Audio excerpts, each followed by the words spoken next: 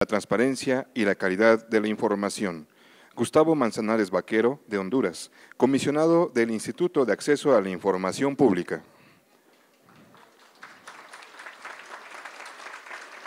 Alejandro Balcells Conde, de Guatemala, asesor jurídico independiente. Alejandra Ríos Cázares, de México, profesora investigadora del Centro de Investigación y Docencia Económicas. El moderador de la mesa número 1, Jorge Tlatelpa, consultor independiente, a quien cedo el uso de la palabra.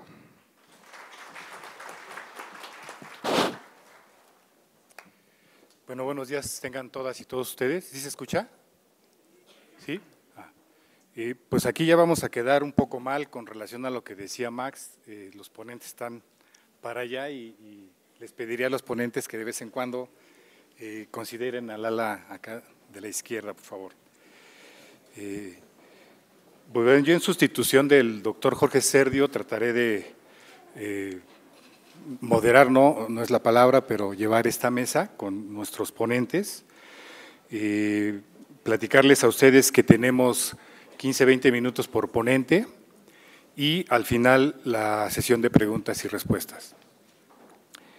En primer término, pues compartirles un poco respecto de la ponencia de Max, que creo que nos abre un escenario muy apropiado para la reflexión y que sin duda la forma en cómo se conceptualizó el programa pues queda bastante bien, porque esta mesa que se llama Ley General de Transparencia y las innovaciones cualitativas en la gestión de información, con el objetivo de profundizar sobre las características de la información de calidad, oportuna, verificable, comprensible, actualizada y completa.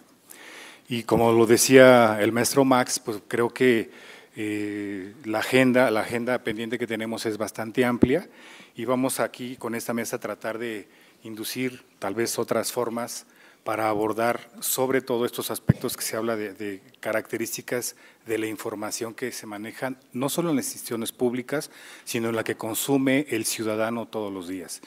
Y en ese sentido nos va a aportar el licenciado Gustavo Adolfo Manzanares, que es comisionado del Instituto de Acceso a la Información Pública de Honduras desde noviembre de 2014. Es abogado penalista y profesor de lenguas, especialista en temas de transparencia y anticorrupción, graduado en la University of Southwestern Louisiana y de la Universidad Nacional Autónoma de Honduras. Es fundador del despacho de abogados Manzanares Vaquero desde el 96 y actualmente profesor de la Universidad Nacional Autónoma de Honduras. Licenciado, adelante.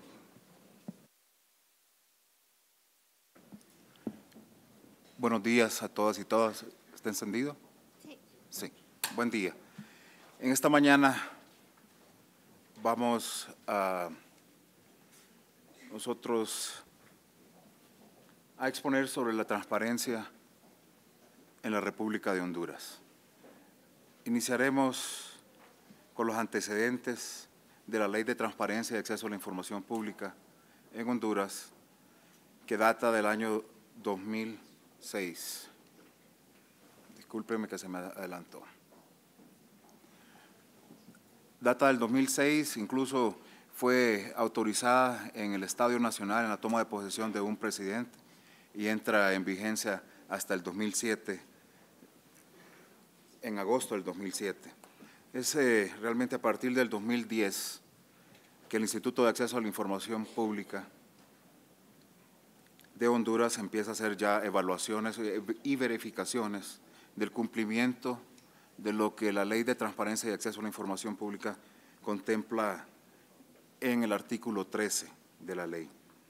En esas primeras verificaciones que realizaban las personas que todavía no eran personas calificadas, ¿me acerco más? En nuestro instituto, la primera verificación, como les decía, era básicamente si las instituciones obligadas subían o no subían la información que contempla el artículo 13 de la ley. En la primera evaluación se hace una evaluación de 74 instituciones obligadas, básicamente cumple o no cumple con subir la información. La información que deberían de subir es la que contempla el artículo 13 de la ley, que es un montón de información respecto a temas de presupuesto, estructura orgánica, y podemos destacar entre estos puntos que se ya empiezan a evaluar las licitaciones, los contratos y las compras, los estados financieros que incluyen el balance general y estado de resultados, incluyendo en estos temas las normas de NIFS, que están bastante incorporadas en los estados financieros que presentan las instituciones obligadas de Honduras. También tenemos las ejecuciones presupuestarias, los ingresos y la remuneración mensual. Como debe ser de conocimiento de la mayoría de ustedes, ese es un tema que muchas consultas al respecto entran a los sistemas de solicitudes de información, básicamente, y hasta cierto punto lo hemos considerado en nuestro país como un morbo de saber el salario de los funcionarios o los servidores públicos. Básicamente eso era. Sin embargo, con el objeto de ir mejorando la calidad y darle cumplimiento al artículo 4 de la Ley de Transparencia, en este año el Pleno de Comisionados del Instituto de Acceso a la Información Pública emitió nuevos lineamientos para la verificación de los portales de transparencia. Los nuevos lineamientos tienen por objeto cumplir el artículo 4 en su último párrafo, que contiene que la información debe de ser completa, veraz, oportuna y adecuada. ¿Okay? Adecuada precisamente porque la información está designada o destinada a la población en general. Hacemos esfuerzos para que esa información pueda ser entendible por la ciudadanía o la población en general. Completa, exigimos que por ejemplo, el organigrama esté firmado y sellado por el titular de la institución, y verás, volvemos a hacer el tema de que debe estar firmado y sellado por el jefe o el gerente administrativo de cada una de las instituciones. Es así que al emitir esta resolución de parte del Instituto de Acceso a la Información Pública, nosotros damos cumplimiento a un compromiso de gobierno abierto que adoptó el Estado de Honduras, que conllevaba realmente a mejorar la calidad de la información en el Estado de Honduras. Nuevamente asumimos ya un compromiso mayor con el tema no solo de calidad de la información, sino que el tema de rendición de cuentas, y firmamos y hemos hecho un segundo compromiso para el año 2014, 2018 en el tema de gobierno abierto, con el tema de generar una cultura de calidad en la información y rendición de cuentas. La característica de la información que se publica actualmente en los portales de transparencia, como les mencioné anteriormente, es oportuna, veraz, adecuada y completa. Los nuevos lineamientos hacen un énfasis específicamente en la estructura orgánica, la planeación y rendición de cuentas, las finanzas, la regulación y la participación ciudadana. En los temas de licitaciones,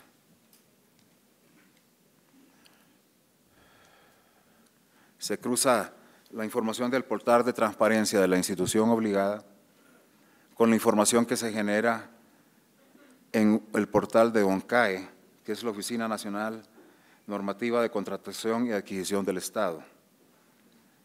Es importante resaltar en este tema que la información que carga o publica la institución obligada en el ONCAE de sus compras y de adquisiciones o contratos, ellos la cargan, pero todo ciudadano, toda la población tiene acceso a esa información y poder cruzarla así con temas de la ejecución presupuestaria.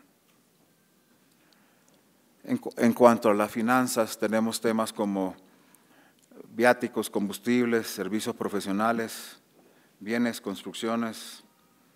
En este caso, se permite poder cruzar la información del presupuesto mensual, que la información carga, con el sistema CIAFI, que es el Sistema Unificado de Administración del Estado de Honduras a través de la Secretaría de Finanzas. También en este tema es importante porque las instituciones obligadas, si no cargan en los primeros 5 días su ejecución, el sistema se les cierra y quedan en cero, lo que provoca que ellos obtengan una mala evaluación en el Instituto de Acceso a la Información Pública. Me gustaría compartir con ustedes que nosotros en el Instituto de Acceso a la Información Pública, en el 2013 se crea la Gerencia de Verificación de Transparencia y evaluamos de conformidad a la ley mensualmente a todas las instituciones obligadas. Actualmente tenemos 113 instituciones obligadas de la administración centralizada. Hemos incorporado 298 municipalidades del país, con las cuales estamos haciendo un esfuerzo muy grande porque cada uno de estos señores alcaldes se consideran de una u otra forma reicitos en sus comunidades y ha sido muy difícil. Asimismo, en algunas comunidades muy remotas, temas de acceso a un portal de transparencia ha sido bien difícil para ellos y hemos implementado en esas comunidades, para la población de esa comunidad, temas como murales de transparencia para que puedan enterarse la población y poder rendir cuentas a los electores, a los ciudadanos de sus comunidades. Asimismo, el Instituto tiene un sistema de información electrónica a través de las cuales los ciudadanos interponen las denuncias, o discúlpenme, las solicitudes de información, la cual debe ser resuelta por toda institución obligada dentro de 10 días. De lo contrario, el ciudadano o el recurrente tiene derecho a presentar un recurso de revisión que es ya tratado por el Pleno de los Comisionados del Instituto de Acceso a la Información Pública. El día lunes 23 iniciamos en el Instituto los medios alternos para solución de los conflictos, en este caso, para poder ir viendo ver cómo sacamos del ámbito de judicialización del derecho de acceso a la información pública, porque una vez emitida la resolución del Instituto de Acceso a la Información Pública, la institución obligada o quien considere que no se le haya hecho justicia en la resolución del instituto, tiene derecho a acudir en un recurso de amparo ante la Corte Suprema de Justicia y ahí ese tema duerme por muchos años. Estamos tomando la iniciativa a partir del próximo lunes para celebrar ya audiencias de conciliación en el tema de acceso a la información pública en el Instituto de Acceso a la Información Pública en Honduras. En el tema de estructura orgánica con los nuevos lineamientos, les muestro ahí una lámina o una diapositiva donde especifican claramente las características que esta información debe tener, entre las cuales podemos hablar en el tema de registros públicos, que deben de tener el número del expediente administrativo, la fecha de inscripción de la persona o bien registrada, fecha de vencimiento si aplica, nombre e identificación de la persona natural o jurídica y características de los bienes inmuebles o muebles registrados. Esto ha sido un tema bien difícil para muchas de las instituciones porque en muchas de ellas no tenían la información definida. hemos tenido que colaborar con ellos para que crucen información, especialmente en temas de los bienes inmuebles, con el Instituto de la Propiedad, y ahora ellos deben de publicar un link directamente hacia el registro del Instituto de la Propiedad para poder identificar sus bienes inmuebles. En relación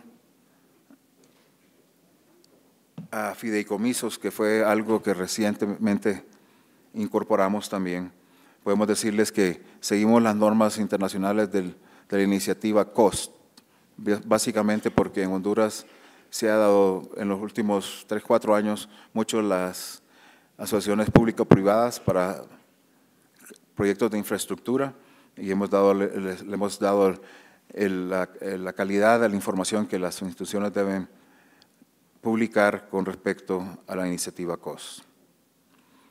La siguiente lámina es también algo relacionado al mismo tema.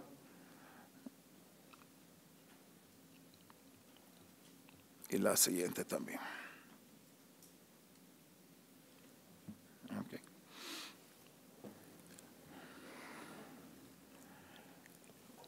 Podemos mencionar que en el transcurso del 2013, a finales del 2013, inicios del 2014, en Honduras se emitió una ley de clasificación de documentos públicos. Esto popularmente se ha denominado Ley de Secretos en Honduras, por medio del cual el Consejo Nacional de Desarrollo y Defensa, de Seguridad y Defensa, emitió una resolución donde decretó secreto de información que existía en 18 instituciones del Estado. Esto definitivamente es una violación al derecho de acceso a la información pública. El Instituto en el mes de julio de este año emitió 2 resoluciones, una ordenando al Consejo Nacional de Defensa y Seguridad Nacional que emitiera una resolución dentro de la cual declara la nulidad de oficio de esta resolución porque viola flagrantemente la ley de acceso a la información pública, y también se ordenó al Congreso Nacional que modificara los artículos 4 y 17 de ese mismo decreto de clasificación de documentos públicos, en vista de que también violaba el tema del acceso a la información pública. Las reacciones han sido encontradas a ese respecto, y básicamente porque la sociedad civil exige la derogación de la misma, sin embargo no ha entrado realmente a una agenda del legislativo para modificar la ley.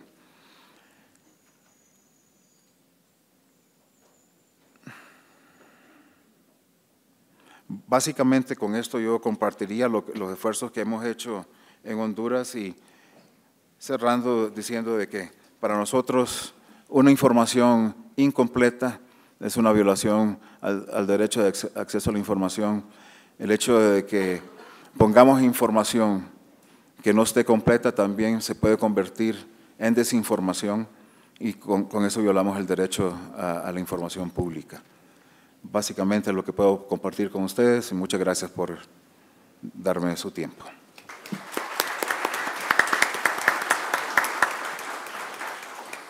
Pues muchas gracias al comisionado Gustavo Manzanares, y sin más, pues me permitiré ceder el uso de la voz a Alejandro Balcells, que es originario de Guatemala, es abogado y notario por la Universidad Rafael Landívar, con experiencia en docencia universitaria.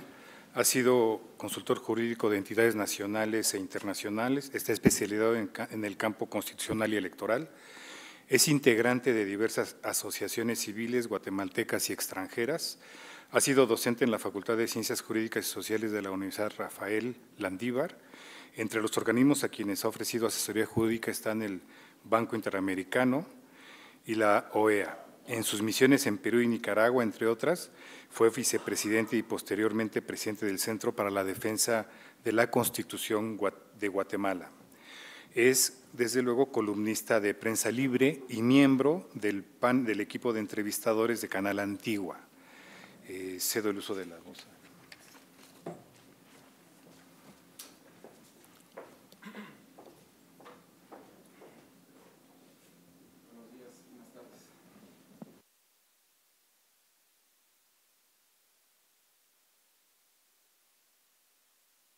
Perdón.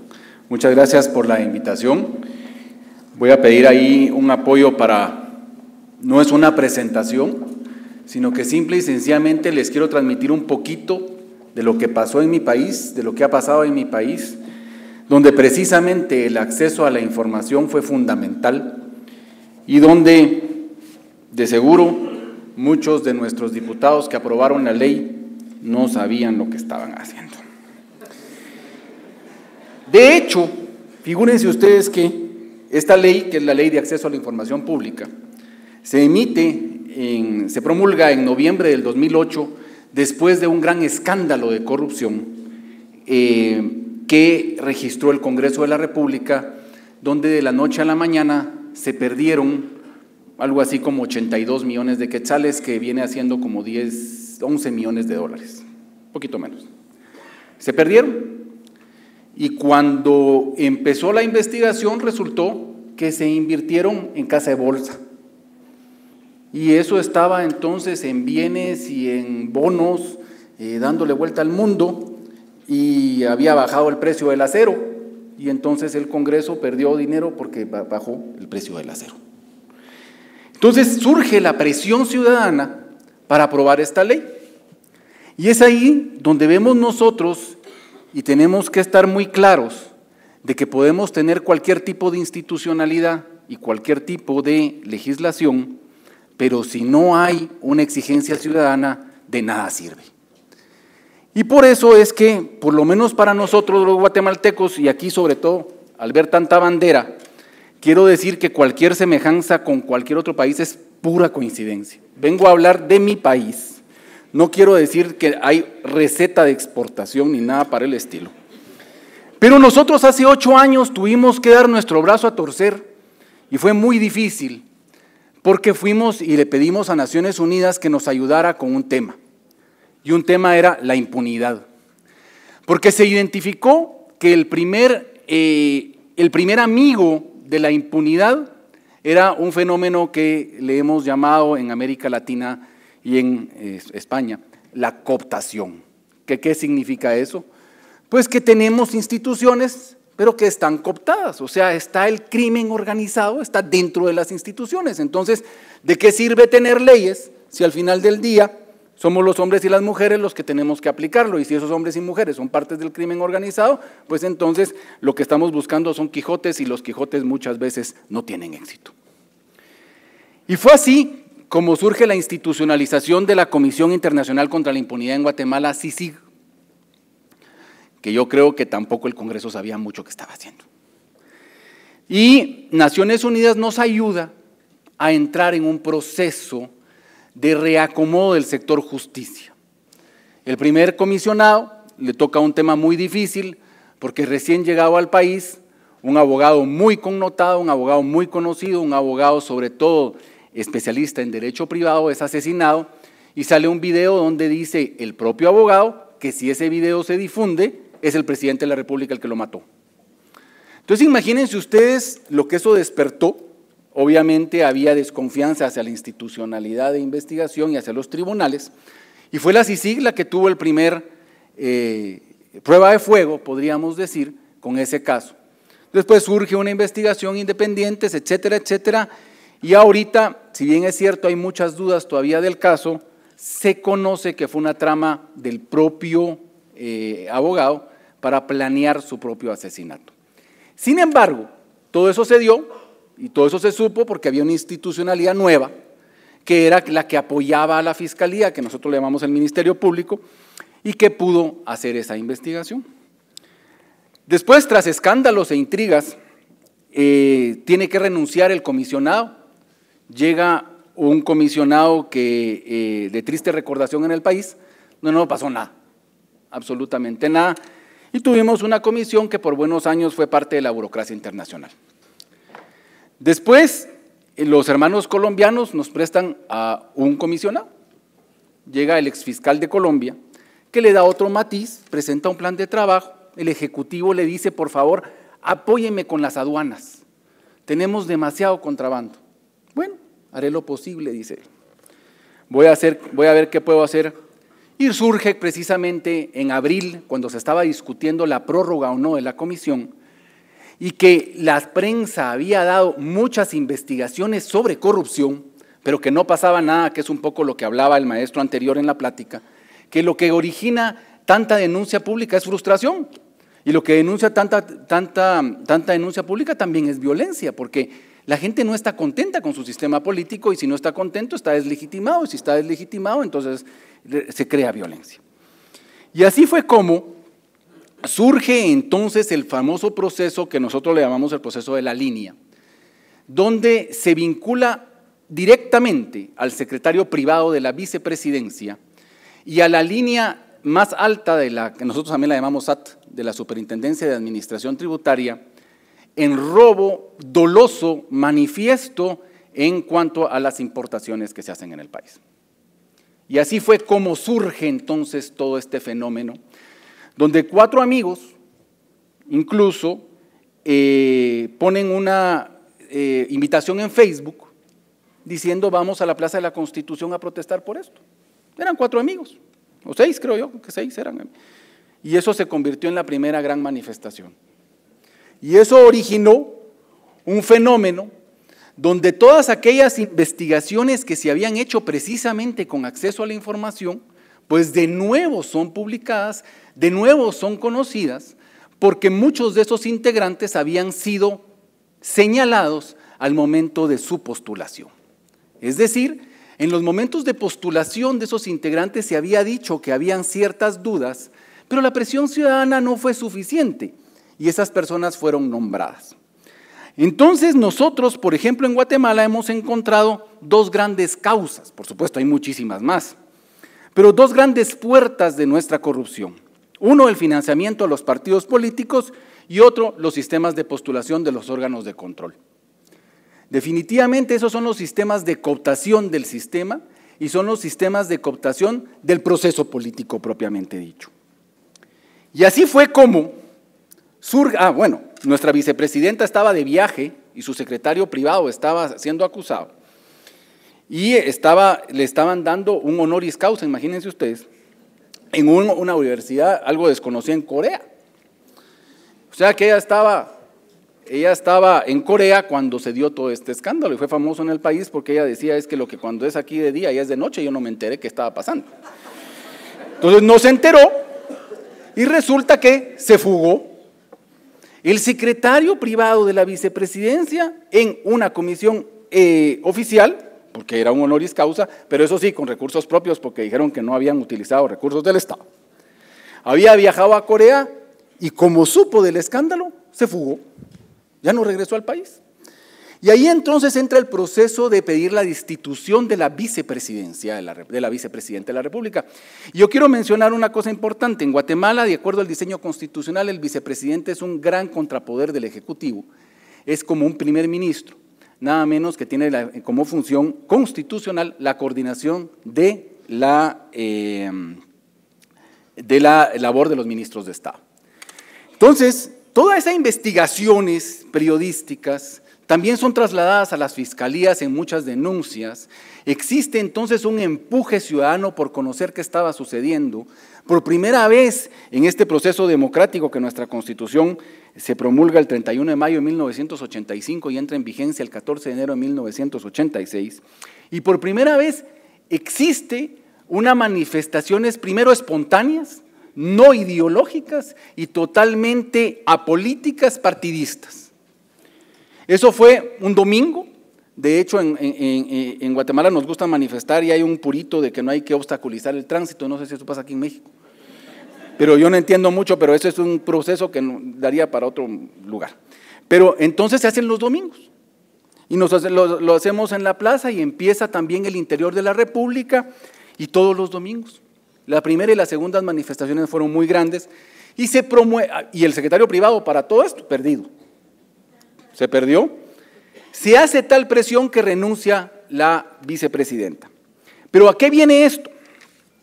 Que también en ese ínterin cae otra investigación de corrupción. Otra investigación de corrupción con el Seguro Social, donde Junta Directiva del Seguro Social había hecho una anómala contratación, y esto no tiene nada que ver con ustedes porque son me invitaron, pero es una empresa mexicana la que está metida en esto, ¿verdad? En una droguería Pisa que se llama, estaba metida en ese proceso de corrupción. Y nada menos que se va preso toda la Junta Directiva del Seguro Social. Y cuando les digo la Junta Directiva del Seguro Social es el presidente del Instituto Guatemalteco de Seguridad Social, que había sido, un año antes, había sido secretario privado de la Presidencia de la República. Secretario privado es el hombre más de confianza del presidente. Y entonces, también el delegado de Junta Monetaria, que es la Junta del Banco Central, cae preso. O sea que tenemos preso también al presidente del Banco Central. También está preso. Y está preso el que era decano de la Facultad de Medicina de la Universidad de San Carlos. O sea, que de la UNAM, digamos, de la UNAM de ustedes.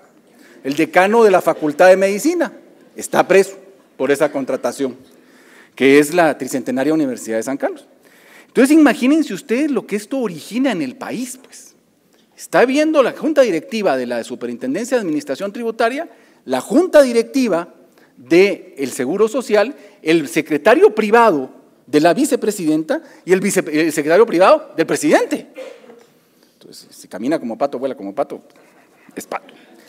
Y ahí es donde surge también de nuevo la necesidad de pedir renuncias y de empoderar a la ciudadanía precisamente en contra de la corrupción.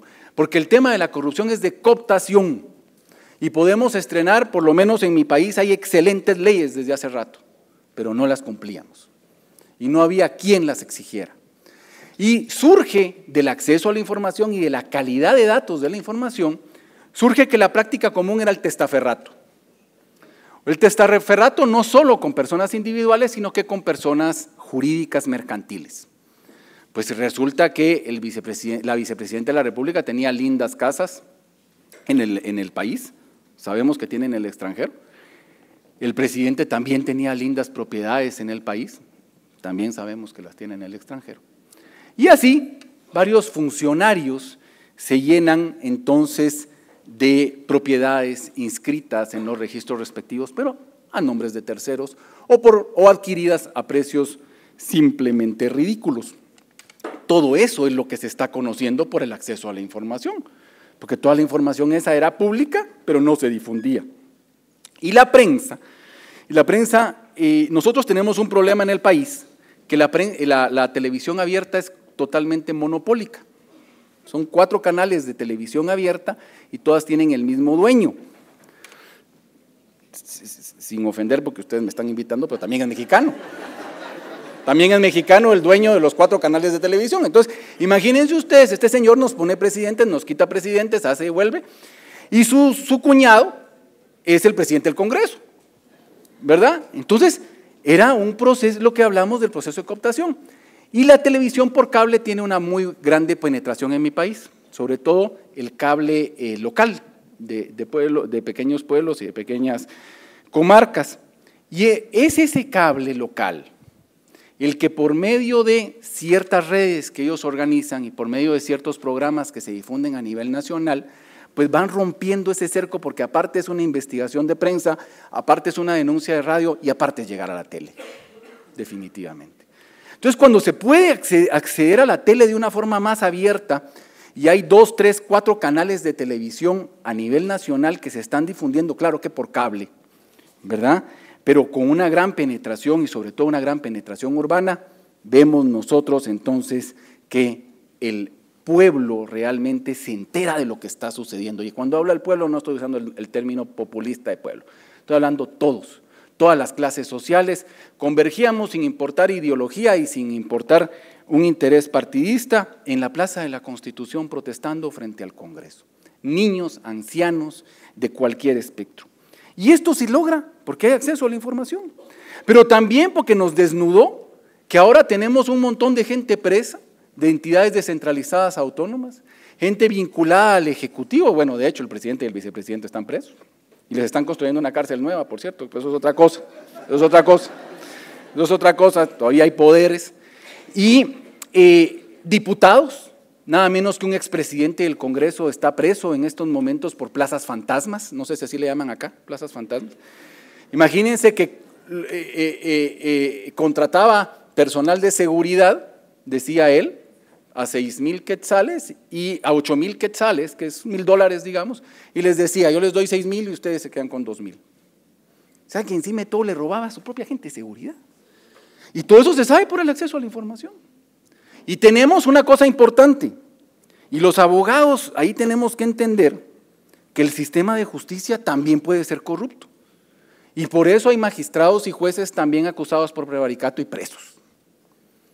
Y eso es lo que es el tema. ¿Qué pasa cuando el sistema es cooptado? ¿Qué sucede cuando es cooptado? Y ese fue el problema del guatemalteco y nosotros, como digo, a ningún guatemalteco nos gusta por principio de soberanía tener un ente de Naciones Unidas metido ahí apoyando a la Fiscalía. A nadie. Pero lo tuvimos que hacer. Ahora será de nosotros mantener esta exigencia y será de nosotros mantener esta ciudadanía, porque el 25 de abril fue la primera de las protestas y el 25 de noviembre se dio el balotaje de la segunda vuelta electoral y salió electo un señor que nadie conocía y salió electo con un montón de votos. ¿Por qué? Porque es un voto totalmente antisistema. No sabemos qué viene al país, tenemos mucha fe y mucha esperanza porque simple y sencillamente engranaje jurídico lo hay. Lo que tenemos que hacer es empujar que se cumpla. De hecho, ayer nuestro Congreso Nacional decidió de una vez, se aprobó, cambios a la Ley de Contrataciones del Estado, que es fundamental. ¿Por qué? Porque nosotros también tenemos nuestras 3 fases que nos hablaban del… Ya voy. Nos hablaban las 3 fases de adquisiciones de bienes del Estado. También tenemos las fases. Y lo que hacían los gobiernos entonces es estado de excepción. Hacían pruebas de excepción, compras de excepción. Todo era de excepción. Todo era urgente. Nada se podía licitar porque todo era urgente. De hecho, hubo un temblor bastante fuerte aquí en San Marcos, que es frontera con ustedes. Frontera con ustedes. Y lo que se cayó fue lo nuevo. Lo viejo no se cayó. Entonces la calidad de gasto también la tenemos que examinar en el país. Y por eso insisto, nosotros, por lo menos en mi país, creemos que la cooptación de las instituciones, y aquí es, por ejemplo, yo miraba hoy el diario y me llenaba tanto de sana envidia, oír un rector que acaba de ser electo, ¿no? de la UNAM decir, los partidos políticos deben estar fuera de la academia. En la universidad no pueden estar los partidos políticos. En mi país ha sucedido lo inverso. Partidos políticos han fundado universidades, porque las universidades por mandato constitucional tienen ciertas atribuciones para la proposición de ciertos candidatos en la función pública. Entonces, uno de los puntos importantes, nosotros los guatemaltecos creemos en el acceso a la información, pero tenemos un desprecio total al archivo. Y por eso vengo yo acá a pedir ayuda, pues. Porque el Archivo General de Centroamérica, nosotros todavía creemos, perdón con los amigos centroamericanos, pero todavía nos creemos con aquello de la capitanía, ¿verdad? Todavía se llama Archivo General de Centroamérica, nombre colonial. Ahí está el acta de nuestra independencia de Centroamérica. Pero debería ser un ente fundamental con suficiente presupuesto para precisamente encarar la construcción de un nuevo Estado de Derecho, encarar la construcción de las nuevas exigencias ciudadanas, porque sin archivo no van a haber pruebas y sin pruebas va a haber impunidad. Y eso es lo que tenemos que entender. Tenemos que manejar el sistema integralmente. Yo les estoy contando anécdotas eminentemente reactivas, pero si queremos un sistema preventivo tenemos que pensar a largo plazo. Mi país, creo yo, hay un parteaguas en su historia. Sin embargo, ese parteaguas todavía está por escribirse. Esperamos nosotros poder lograrlo. Sin embargo, entendemos que muchas de las decisiones institucionales tienen que tomarse y para esas decisiones institucionales la presión ciudadana es fundamental y sobre todo el apoyo de los países amigos. Muchas gracias.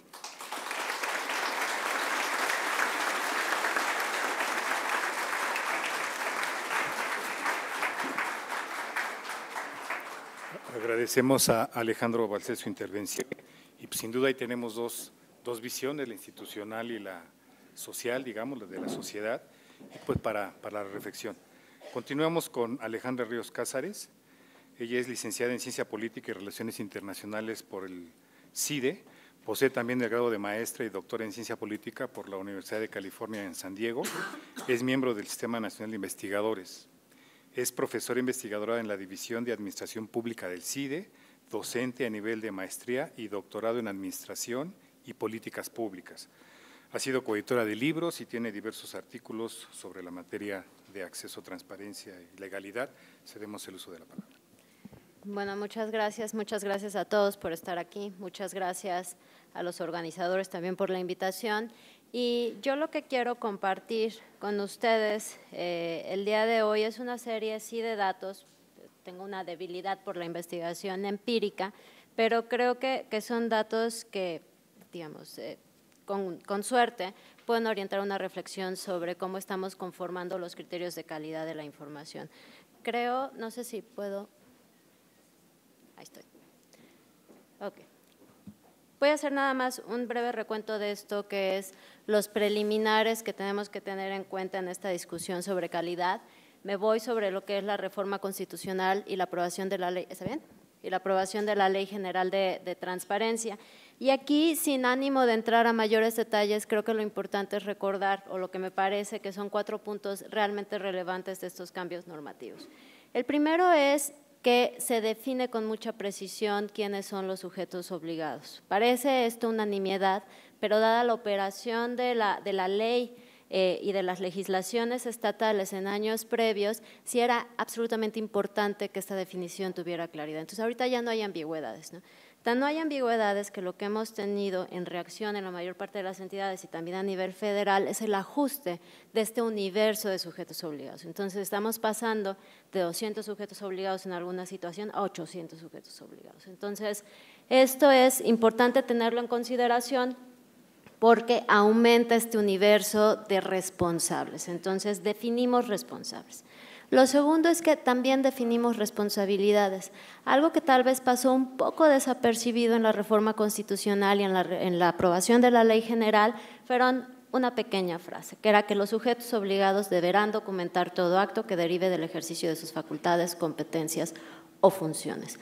Este ligero mandato constitucional y también incorporado en la Ley General también deja sin ambigüedades lo que son las responsabilidades de los sujetos obligados.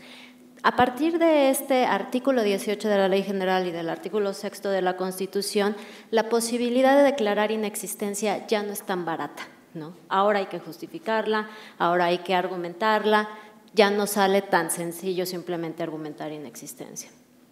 Lo segundo, o lo tercero, es que estas reformas lo que permitieron fue también hacer una definición mucho más precisa de los procesos, cómo consultamos a las instituciones públicas y también cómo las instituciones públicas nos proporcionan información. Todo el mundo sabe que se establecieron 48 obligaciones específicas de transparencia, muy parecidas a las que nos presentaba el comisionado Gustavo, y en general se hace un listado muchísimo más amplio.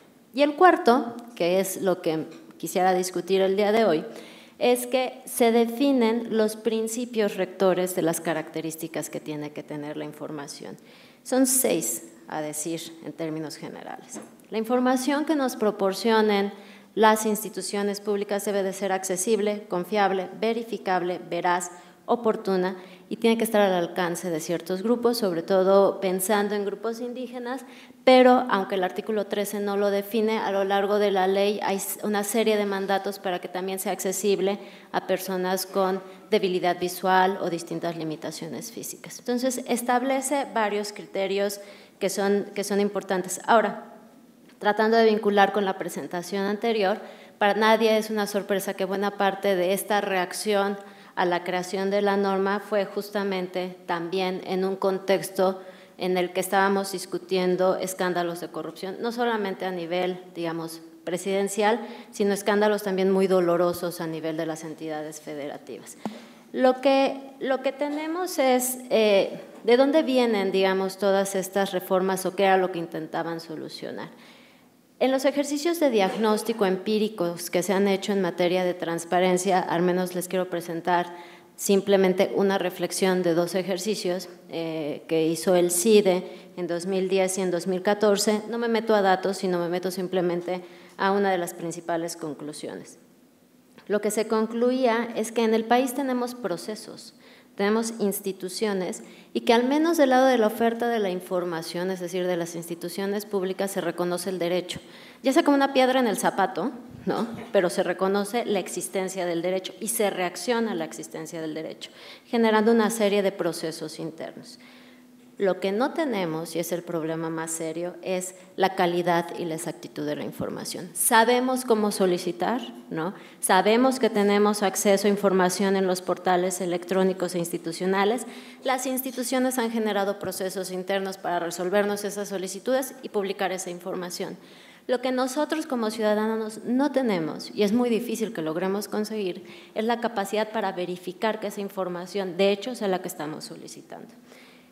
En algunos casos esto puede ser dolo, en otros casos puede ser incompetencia, pero creo que en buena parte de las situaciones se trata simplemente de un proceso de gestión de información. Les doy un ejemplo adicional que no proviene de un ejercicio de usuario simulado, sino proviene de un ejercicio legítimo por conocer el funcionamiento de una institución que está en las 32 entidades federativas, que son los institutos estatales de la mujer. Estamos haciendo una investigación sobre las características institucionales de estas organizaciones y solamente queríamos conocer quiénes habían sido los titulares de estos institutos, por cuánto tiempo habían sido titulares y la causa del retiro. Esto nos permitía darnos una idea de la historia institucional de estas organizaciones que se han creado en el país de manera pausada, no todas al mismo tiempo. Es una información básica, fundamental, de historia institucional. Bueno, el 50 y tantos % de las entidades tenía la información incompleta.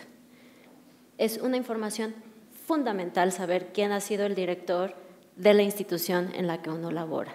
En algún lugar se debe de registrar, en los periódicos se tenía que registrar esta información.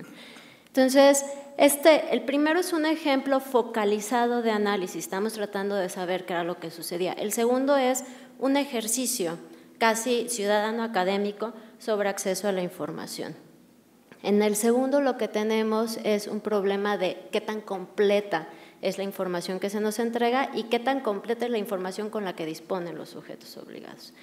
Con esto, obviamente si de esto es de donde venimos, hay una necesidad por tratar de establecer con mucha precisión cuáles son las características y cómo vamos a medir esta información.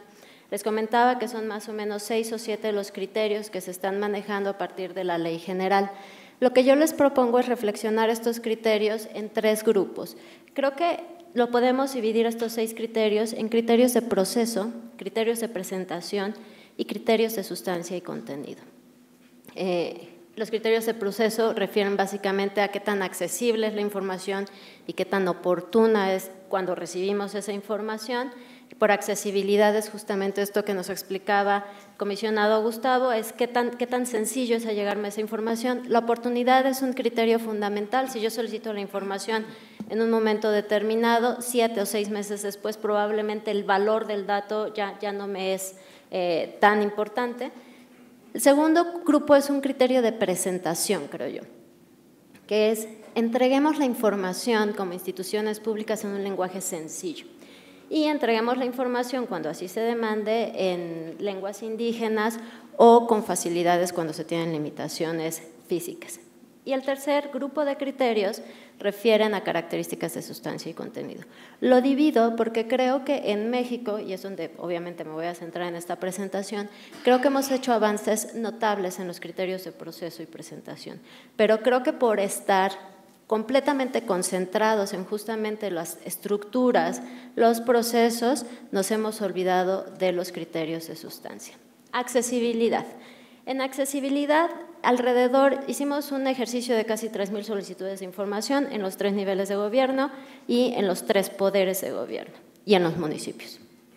Alrededor del 97% de esas preguntas las logramos ingresar por medios electrónicos. En un análisis independiente, al hacer el comparativo de cómo un ciudadano puede ir y presentar una solicitud de información, el Infomex destaca de manera notable, incluso el Infomex en su versión anterior, por facilitar el acceso del ciudadano. Hay sistemas que son o bastante complejos o sistemas que demandan ciertos requisitos. Por ejemplo, en Canadá uno tiene que presentar una tarjeta de crédito en caso de que exista algún costo por la reproducción de información. No estoy sugiriendo que estén bien o mal, creo que eso merece un análisis y una reflexión un poco más amplia. Lo que les estoy diciendo es que en términos de accesibilidad tenemos un muy buen mecanismo de acceso. En términos de oportunidad, es decir, qué tan pronto nos responden, la Ley General generó un proceso que tiene un periodo de respuesta de 20 días. En algunas entidades federativas el periodo máximo de respuesta era incluso menor. Independientemente del periodo de respuesta, el tiempo promedio de respuesta de esas 3,000 solicitudes, de las cuales se respondieron muchísimas, ¿no? Arriba del 98%, fue de 9.55 días. Alrededor del 59% de esas respuestas se recibió en 9 días hábiles o menos, alrededor del 94.48% de esas respuestas se recibió hasta 20 días hábiles o menos y solo 5.50% superó 20 días hábiles. De esas preguntas que superaron 20 días hábiles, la mayoría tuvieron prórroga. Y aunque retomo esto en alguna diapositiva posterior, dejo simplemente el dato que muchas de esas prórrogas fueron porque necesitaban localizar la información, ¿no? Porque necesitaban verificar la información o simplemente prórrogas en las que terminaron respondiendo no tenemos la información, ¿no? Ahora, hay una manera distinta de medir la oportunidad, que es qué tanto del plazo legal utilizó usted, sujeto obligado. Les estoy presentando los datos agregados por entidad federativa. Pero en promedio los sujetos obligados en este país ocupan el 70% de su plazo legal, es decir, no agotan su plazo legal. Hay un esfuerzo institucional por cumplir con el proceso, esto es lo que refleja. Hay un esfuerzo y hay un desarrollo dentro de las organizaciones por tratar de dar cumplimiento a los mandatos que han establecido las diversas organizaciones. Me voy rápidamente a lo que es calidad de la información. Aquí es un poco más complicado hacer el análisis sobre la accesibilidad a pueblos indígenas y a personas con limitaciones físicas, pero sí podemos decir de entrada que los portales de Internet, que son los instrumentos más usados, tienden a tener limitaciones en términos de esta accesibilidad, pero ya tenemos a la CONAPRED interviniendo y esperemos que esto mejore. Lenguaje sencillo, lenguaje ciudadano. ¿Qué es lenguaje sencillo? ¿No? Aquí creo que los órganos garantes tienen un reto tremendo para poder establecer estos criterios. En un criterio absolutamente arbitrario, como son todos los criterios de evaluación, intentamos medir qué tan ciudadano es el lenguaje con el que nos respondían los sujetos obligados. Y esto va en una calificación de 0 a 1, donde 1 es le entendimos todo y 0 esto es demasiado técnico, ¿no? El 43.64% de las respuestas tiene un valor superior o igual a 0.75, pero el 79% tiene una evaluación por encima del 0.5. En realidad es el Poder Judicial y el Poder Legislativo los que emplean mayores tecnicismos. Aquí hago otro apartado que quiero retomar también al final. Creo que el lenguaje ciudadano no es un criterio homogéneo, creo que depende de la información que se solicita. Hay información de eminente carácter técnico que no puede ser completa y totalmente traducida, porque también hay que pensar en el peso que esto implica para las organizaciones públicas hacer esta traducción. Aquí es donde viene el tema importante, ¿no? Los criterios de sustancia o de contenido, que son criterios de qué tan confiable, qué tan veraz, qué tan verificable es la información. Qué tan veraz es si se apega a la verdad la información que me están entregando. Verificable si la puedo contrastar, ¿no? Y confiable, pues básicamente es un acto, ¿no? Lo que hemos analizado en términos del ejercicio de la transparencia en este país es que básicamente los ciudadanos hacemos un acto de confianza con la información que se nos entrega.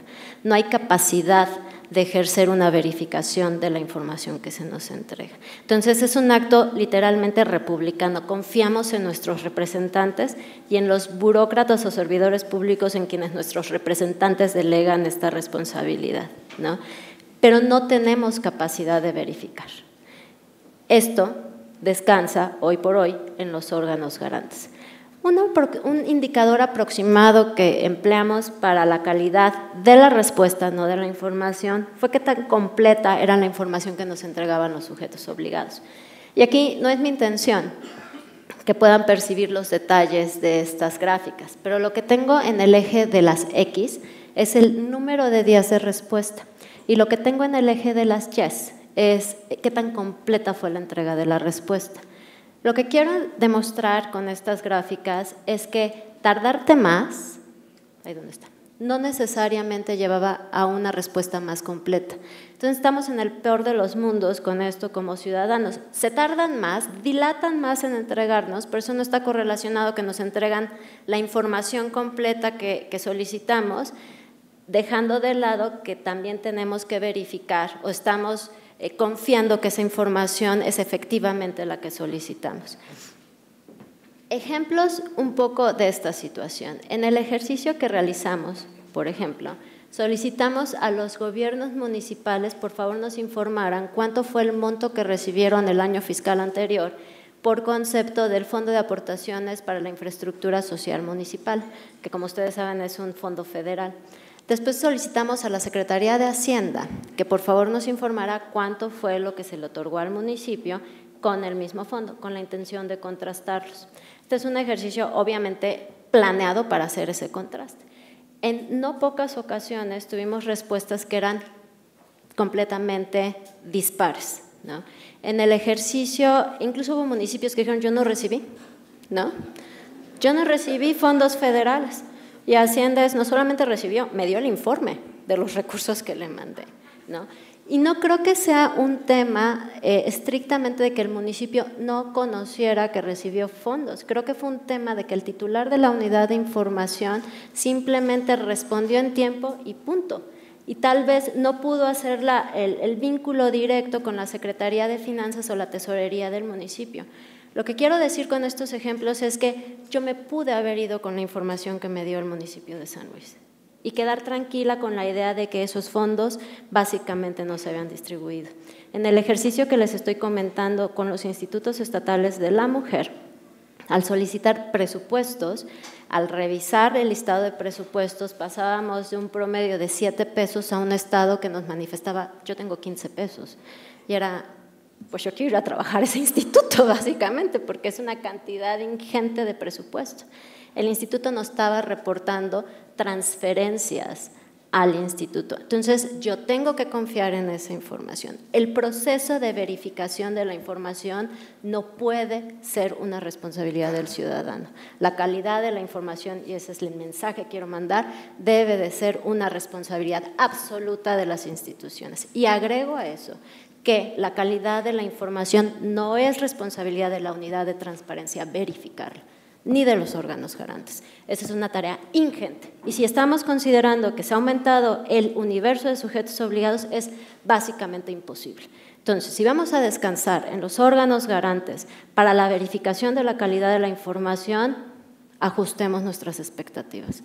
La calidad de la información es una responsabilidad de los sujetos obligados y solamente se puede solventar si trabajamos en lo que es gestión documental. ¿Y trabajamos en lo que es gestión documental? ¿No? La primera sorpresa al hacer este análisis es que no tenemos información amplia que nos permita diagnosticar no solamente la calidad y la situación de los archivos gubernamentales en el país, su proceso, cómo se gestiona la información. Hicimos un análisis cualitativo, bueno, no cualitativo porque fueron muchos, pero básicamente un análisis de entrevistas in situ a personal del archivo en la Secretaría de Gobernación, el Tribunal Superior de Justicia, el Poder Legislativo y el Municipio Capital en las 32 entidades federativas. Lo que les estoy presentando son los resultados de esas entrevistas, que fueron alrededor de 120 entrevistas a titulares de archivo. Se reconoce la existencia de los instrumentos archivísticos, que como ustedes saben son el cuadro de clasificación archivística, etcétera, etcétera. Y el cuadro de clasificación archivística, por cierto, tiene una lógica sustentada en las funciones de la dependencia de la cual, ¿no?, organiza la información. Se reconoce esta existencia. Dicen, sí, sí, claro, tenemos cuadro de clasificación archivística. Oiga, ¿no?, tiene una pregunta absolutamente inocente. Las cajas de traslado, recuerdan que tenemos este archivo de trámite, archivo de concentración, archivo histórico, ¿no? Cuando usted pasa de ese archivo de trámite que usa todos los días al archivo de concentración, ¿cómo lo hace? ¿No? O sea, todo el mundo sabe que hay cajas. Entonces, esas cajas de traslado al archivo de concentración, ¿cómo las acomodan en el archivo de concentración? Y la pregunta era, ¿por serie documental, ¿no?, o por el espacio disponible? Bueno, la respuesta es 31.3% de nuestros entrevistados declaran que fue por espacio disponible. El 30% declara que fue por serie documental. Entonces, ustedes pueden decir, bueno, más o menos parejo. A mí me parece aterrador que el 38.4% no nos supo decir, porque básicamente eso quiere decir que por serie documental no se archivan. Entonces, ¿cómo poder tener una gestión documental, más allá de la calidad de la información, hablando del acceso, si no logramos organizarla en estos principios tan fundamentales de organización? Doy 4 hallazgos, ya casi termino, y puntos de reflexión. Lo que encontramos es que hay un descuido de los procesos sobre la gestión de la información en el ejercicio cotidiano de las instancias gubernamentales. En ocasiones hay un esfuerzo genuino por resguardar la información, lo que no hay es un seguimiento de los procesos. No es ausencia de normatividad. Alrededor de 28 o 29 entidades de la República tienen ley de archivos. El punto es, ¿quién la hace valer? Entonces, tenemos un problema de estructura en la gestión documental interna. ¿Dónde están los directores de archivos? ¿Dónde están? Y cómo se vinculan sobre todo con la gestión de la organización. Ahora, los archivos gubernamentales son pieza estratégica de gestión de todas las organizaciones. No pueden seguir estando relegados a las áreas de servicios generales o administración de espacios. Tienen que estar incorporados en cómo se definen estos cuadros de clasificación archivística, pero también en la vigilancia del proceso desde que se crea el documento hasta que se resguarda o se destruye el documento. Ese es el proceso que tenemos que vigilar. Ahora, y esta es la parte más, creo, pesimista, y la verdad no puedo encontrar un atisbo de optimismo, pero si no atendemos gestión documental, no tenemos materia prima para ningún proceso de rendición de cuentas. Cuando escucho, vengo de Chile, de hacer un debate sobre los retos del Sistema Nacional Anticorrupción y del Sistema Nacional de Transparencia, el reto es este. O sea, hacer fiscalización demanda que tengamos información de cuentas públicas. Este ejemplo maravilloso de Guatemala, de cómo logramos acceder o cómo lograron acceder a la información de ciertos desvíos, etcétera, estaba la información, no sé si bien o mal, pero por lo menos la información estaba. El reto del sistema de corrupción, el reto del sistema de transparencia es que documentemos la gestión pública. Y es un proceso aburrido, tedioso, algo así. La verdad es que yo entre más lo conozco, menos me parece aburrido y tedioso, pero sí es un proceso fundamental que tenemos que atender. Ahora, y esta es la conclusión, aunque creo que ya la hice, es que tenemos un muy buen progreso, o bueno, un punto optimista en todo lo que acabo de decir, en los criterios de proceso y presentación, pero tenemos graves problemas en los criterios de contenido. Necesitamos cambiar el enfoque. Yo sugeriría privilegiar las medidas ex ante, es decir, vigilar los procesos de gestión cotidiana dentro de las instituciones a partir de la aprobación de la Ley General de Archivos, pero también vigilando las estructuras orgánicas y más o menos disminuir la presión que tenemos en las medidas ex ante. Reitero, esto no puede ser ni puede depender de esquemas de vigilancia. Aplaudo mucho que se involucre la sociedad civil, pero no podemos descansar en ella la responsabilidad de verificar la calidad de toda la información que tenemos. Los procesos de gestión documental tienen que ser homogéneos para tener datos medianamente equivalentes, pero no podemos generar información completamente igual. Y un punto que me parece importante es forma no es fondo. O sea, sugerir que todos los documentos tengan un mismo formato de presentación no necesariamente nos va a resolver la calidad de la información. Entonces, la calidad de la información depende de la gestión interna de cada una de las organizaciones. Y creo que al final, si logramos consolidar esto, que por supuesto va a ser un tema de, no sé, 5, 8, 10 años, los costos que hoy se vislumbran ingentes para la operación de la política de transparencia en el país van a disminuir, porque nuestra necesidad de supervisión va a disminuir, porque nuestra calidad de las respuestas va a aumentar y porque seguramente la cantidad de veces que nos manifiesten inexistencia va a ser justificada. Entonces, básicamente, esto era lo que les quería compartir y les agradezco mucho su paciencia y su tiempo.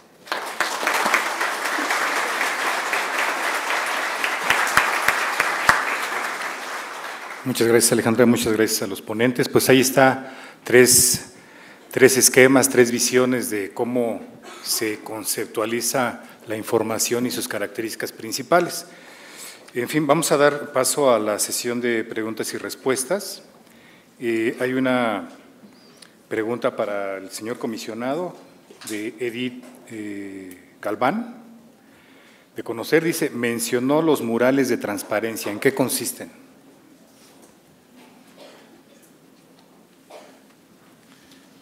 Los murales de transparencia consisten en un mural donde las municipalidades deben de sintetizar por lo menos los requerimientos del artículo 13 y también ir más allá en el tema de la rendición de cuentas, no solo poner la información, sino que en la rendición de cuentas de la ejecución presupuestaria de las municipalidades.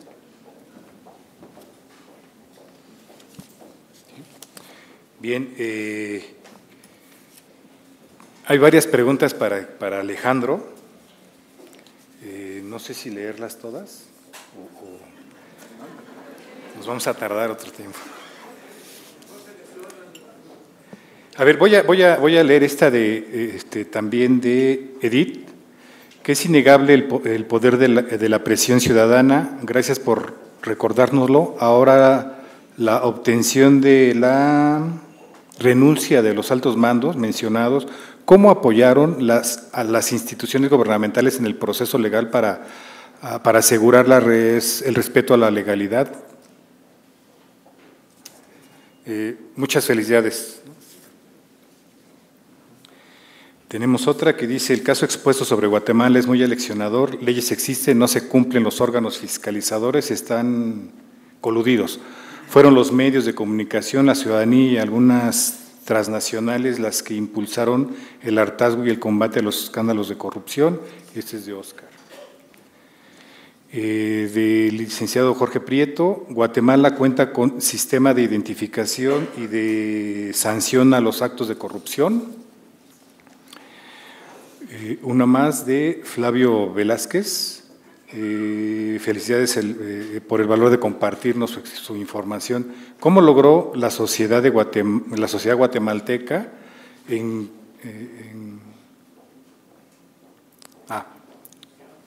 ¿Perdón? Sí, ¿cómo la sociedad guatemalteca encarar a los funcionarios del alto nivel, si es que le entendí? Y en Guatemala todos los servidores públicos hacen públicos sus bienes o solo hasta cierto nivel jerárquico de Elena Rojo. No sé si puedes hacer una. Bueno, muchas gracias. Primero, claro, Guatemala tiene un sistema normativo muy interesante de identificación de corrupción y de sanción. Lo que pasa es que era lírico, era poema, ¿no? Entonces, por eso echarlo a andar consiste en una exigencia ciudadana. Y una cosa muy importante que tal vez yo no comenté, es que sí fuimos, por lo menos sí, en todo en toda esta ola de crítica, de protestas, etcétera, todo el mundo quería salir del presidente, pero dentro del orden constitucional y de la vicepresidenta. No sé cómo será en México o en países que están acá, pero allá se llama antejuicio, que es una fase que tienen ciertos funcionarios públicos previo a ser juzgados. Es decir, hay un órgano que en el caso del presidente y el vicepresidente es el Congreso, que determina si hay o no causa para ser sujeto de proceso penal. En el caso de la vicepresidenta, se presenta el antejuicio y lo presenta el propio Ministerio Público, pues, o sea, lo tuvo que presentar el Ministerio Público. Lo había hecho un diputado antes, pero no había muy que funcionado la cosa porque procedimentalmente se había… los abogados somos especialistas en hacer un poquito más lento la dinámica judicial. Entonces, no caminaba, se presenta por el Ministerio Público y antes de que el Congreso conozca, es que ella renuncia. O sea, ella ya se dio cuenta de que iban a declarar con lugar su antejuicio. Ahora con el presidente sucede todo lo contrario, porque el presidente de la República, en ese momento también tenemos que ser muy claros, y hay una cosa que no les comenté, que el principal partido de oposición era el principal partido de oposición entre comillas, porque realmente hacía cogobierno y era parte de la corrupción que existía. Y era el ganador de encuestas, ganaba todas las encuestas, de hecho le iba a ganar en primera vuelta las elecciones. Entonces todo este movimiento también fue contra él. Es decir, hubo una manifestación contra quien estaba mandando, pero también contra quien se postulaba como favorito en las elecciones. Y eso origina entonces que el antejuicio del presidente de la República lo integren, la comisión esta del antejuicio lo integren 5 diputados. Y 4 eran de esas bancadas oficiales, pero por suerte, una diputada muy respetada en el país, porque eso es por sorteo, salió beneficiada con el sorteo. De hecho, iba muy mal en las encuestas y ella después resulta ganadora en el Congreso. Ella sale beneficiada para integrar la comisión de antejuicio y hace la presión para que se conozca el antejuicio. Y entonces el presidente de la República, imagínense ustedes, es declarado con lugar el antejuicio en el Congreso por primera vez en la historia del país, pues. Es decir, el Congreso aceptó la institucionalidad constitucional, aceptó que había una eventual causa penal. Al día siguiente se presenta el presidente de la República, siendo presidente de la República, a un juzgado de instancia penal. A las 8 de la mañana antes de que lo capturaran, porque lo podían capturar, pues, porque ya era un ciudadano como cualquier otro. Entonces, para evitar la captura, precisamente entra voluntariamente a las 8 de la mañana como presidente y a las 3 de la tarde ya era expresidente. Ese es el tema, o sea, la institucionalidad funcionó, la prensa funcionó y todo esto con procesos públicos, televisados, con acceso de prensa irrestricto, todo el proceso legislativo y todo el proceso judicial y conferencias constantes de la Fiscalía y de los entes de investigación. Entonces, eso es lo importante. La gente estaba informada, la gente estaba contenta con lo que estaba sucediendo y la gente estaba confiando en que así se defiende la Constitución, pues. Nosotros, ahí leyó Jorge muy amable, yo fui presidente del Centro para la Defensa de la Constitución, que es una asociación civil, y decíamos, la Constitución no se defiende con amparo solamente, se defiende precisamente en la plaza, y así es como nosotros creímos haber hecho esto. Pero insisto, las leyes estaban ahí, pues, las leyes ahí estaban, el no robar.